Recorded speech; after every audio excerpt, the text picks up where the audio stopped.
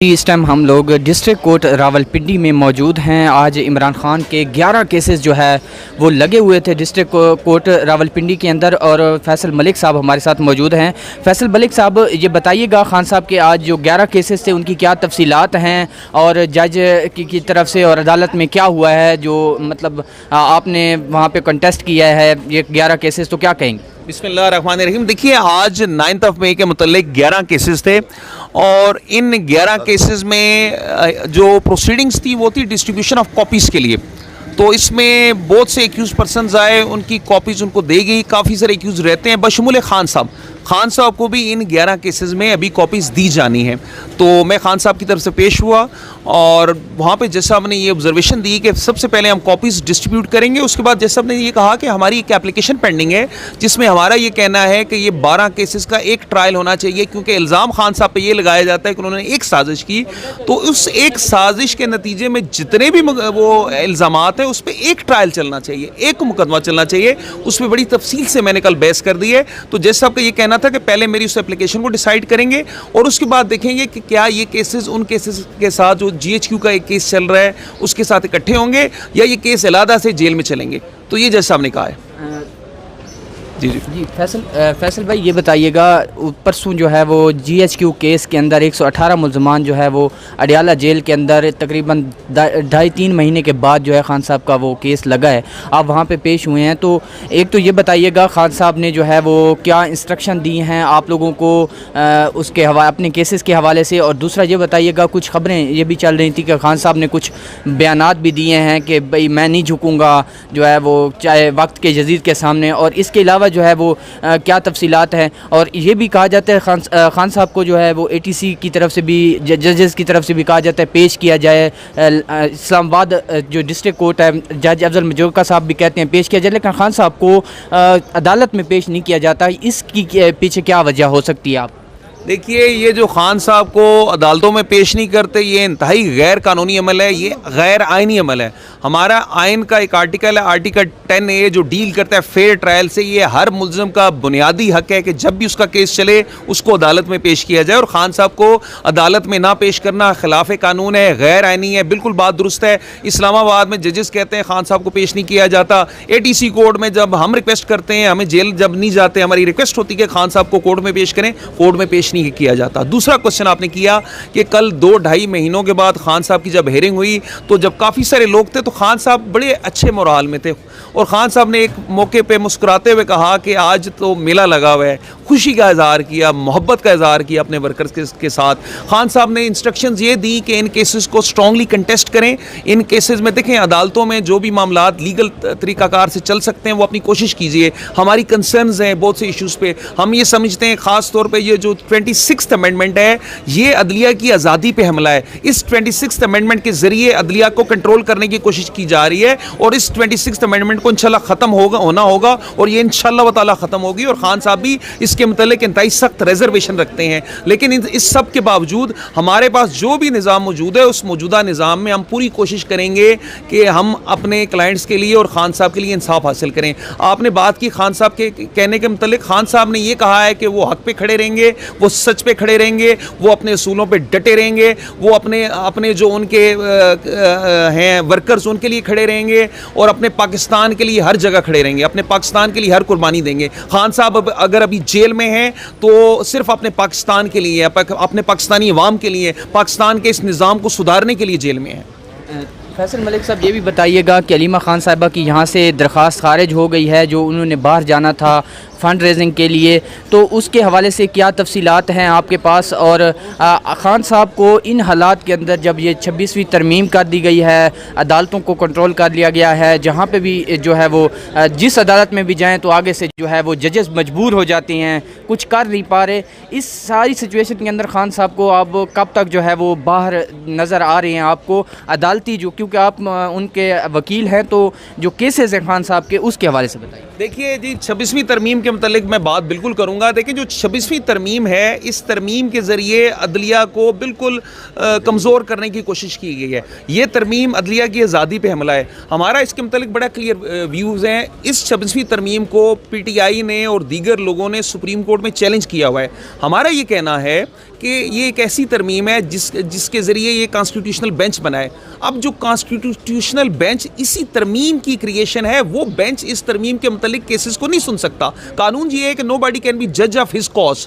तो उस असूल को मद्देनज़र रखते हुए वो तमाम जजेस जो 26वीं तरमीम के नतीजे में सुप्रीम कोर्ट में उनको तैनात किया गया, वो 26वीं तरमीम के केसेस को नहीं सुन सकते। बेहतरीन तरीका ये होगा कि 26वीं तरमीम के केसेस वो जजेस सुने जो 26वीं तरमीम के तहत नए आने वाले जजेस से कबल के जजेस थे। वो सुप्रीम कोर्ट जो 26वीं तरमीम से पहले थी, उसका फुल कोर्ट इन्हें बेंच बनाना चाहिए और उस बेंच को 26वीं तरमीम में मुतल्लिक केसेस सुनने चाहिए। और एक बड़ी और इंपॉर्टेंट बात है, प्रैक्टिस एंड प्रोसीजर कमेटी एक हुआ करती थी। उस कमेटी के तहत जस्टिस मंसूर साहब ने और दूसरे जो मेंबर थे उनके साथ मिलके ये 26वीं तरमीम का केस फिक्स किया था, ये नए जजेस तैनात होने से कबल, और वो मेजॉरिटी व्यू था। तो उसके तहत भी वो व्यू मेरी अदना राय में एग्जिस्ट करता है। इस व्यू के तहत वो केसेस फिक्स करके सुने जाने चाहिए। और ये जो तरमीम है बेसिकली ये आइन के बुनियादी ढांचे के खिलाफ है, ये आइन के फंडामेंटल प्रिंसिपल्स के खिलाफ है। और कानून बड़ा वाज़ेह है,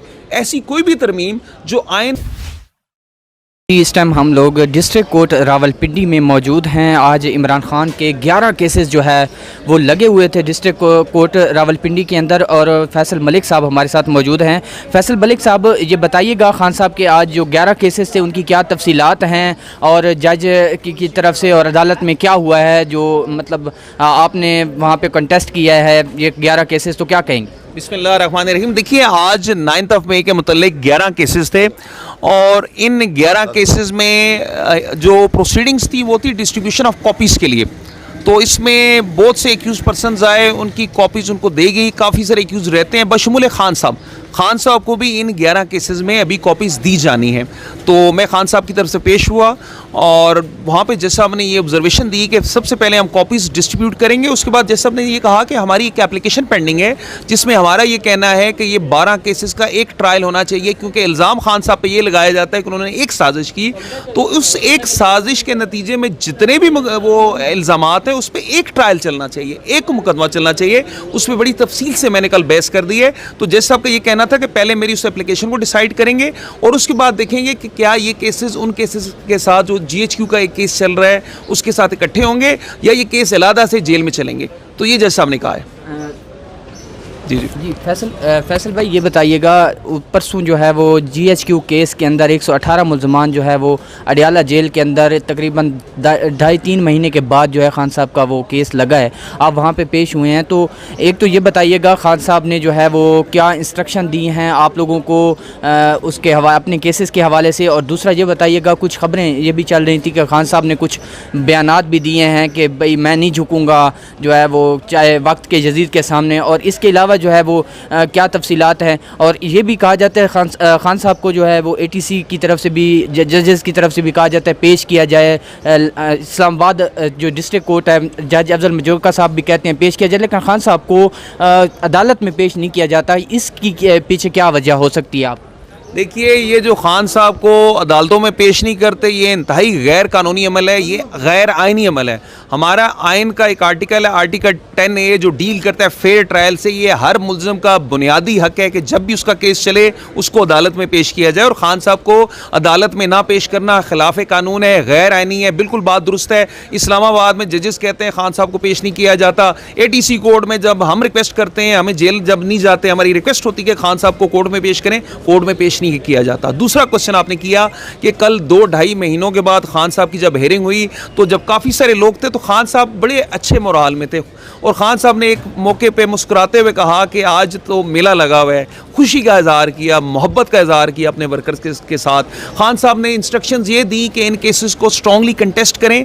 इन केसेस में देखें, अदालतों में जो भी मामलात लीगल तरीकाकार से चल सकते हैं वो अपनी कोशिश कीजिए। हमारी कंसर्न्स हैं बहुत से इशूज़ पे। हम ये समझते हैं ख़ास तौर पर ये जो 26th अमेंडमेंट है ये अदलिया की आज़ादी पे हमला है। इस 26th अमेंडमेंट के ज़रिए अदलिया को कंट्रोल करने की कोशिश की जा रही है, और इस 26th अमेंडमेंट को इंशाल्लाह ख़त्म होना होगा, और ये इंशाल्लाह व ताला ख़त्म होगी। और खान साहब भी इसके मतलब इंतहाई सख्त रिजर्वेशन रखते हैं। लेकिन इस सब के बावजूद हमारे पास जो भी निज़ाम मौजूद है उस मौजूदा निज़ाम में हम पूरी कोशिश करेंगे कि हम अपने क्लाइंट्स के लिए और खान साहब के लिए इंसाफ हासिल करें। आपने बात की खान साहब के कहने के मतलब, खान साहब ने ये कहा है कि वो हक पे खड़े रहेंगे, वो सच पे खड़े रहेंगे, वो अपने असूलों पे डटे रहेंगे, वो अपने जो उनके हैं वर्कर्स उनके लिए खड़े रहेंगे और अपने पाकिस्तान के लिए हर जगह खड़े रहेंगे, अपने पाकिस्तान के लिए हर कुर्बानी देंगे। खान साहब अगर अभी जेल में हैं तो सिर्फ अपने पाकिस्तान के लिए, अपने पाकिस्तानी अवाम के लिए, पाकिस्तान के इस निज़ाम को सुधारने के लिए जेल में है।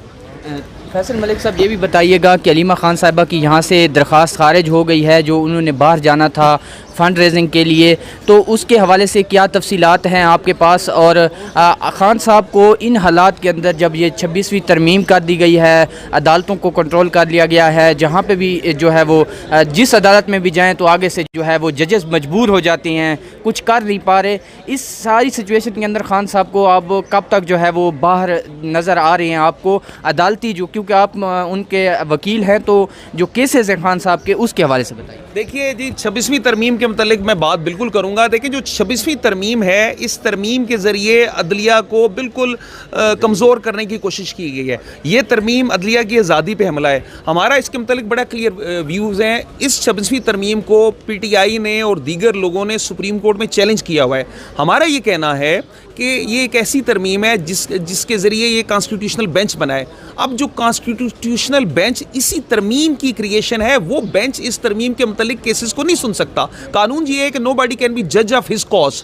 तो उस असूल को मद्देनजर रखते हुए वो तमाम जजेस जो 26वीं तरमीम के नतीजे में सुप्रीम कोर्ट में उनको तैनात किया गया, वो 26वीं तरमीम के केसेस को नहीं सुन सकते। बेहतरीन तरीका ये होगा कि 26वीं तरमीम के केसेस वो जजेस सुने जो 26वीं तरमीम के तहत नए आने वाले जजेस से कबल के जजेस थे। वो सुप्रीम कोर्ट जो 26वीं तरमीम से पहले थी, उसका फुल कोर्ट इन्होंने बेंच बनाना चाहिए और उस बेंच को 26वीं तरमीम में मुतल्लिक केसेस सुनने चाहिए। और एक बड़ी और इंपॉर्टेंट बात है, प्रैक्टिस एंड प्रोसीजर कमेटी एक हुआ करती थी। उस कमेटी के तहत जस्टिस मंसूर साहब ने और दूसरे जो मेंबर थे उनके साथ मिलके ये 26वीं तरमीम का केस फिक्स किया था, ये नए जजेस तैनात होने से कबल, और वो मेजॉरिटी व्यू था। तो उसके तहत भी वो व्यू मेरी अदना राय में एग्जिस्ट करता है। इस व्यू के तहत वो केसेस फिक्स करके सुने जाने चाहिए। और ये जो तरमीम है, बेसिकली ये आइन के बुनियादी ढांचे के खिलाफ है, ये आइन के फंडामेंटल प्रिंसिपल्स के खिलाफ है। और कानून बड़ा वाज़ेह है, ऐसी कोई भी तरमीम जो आइन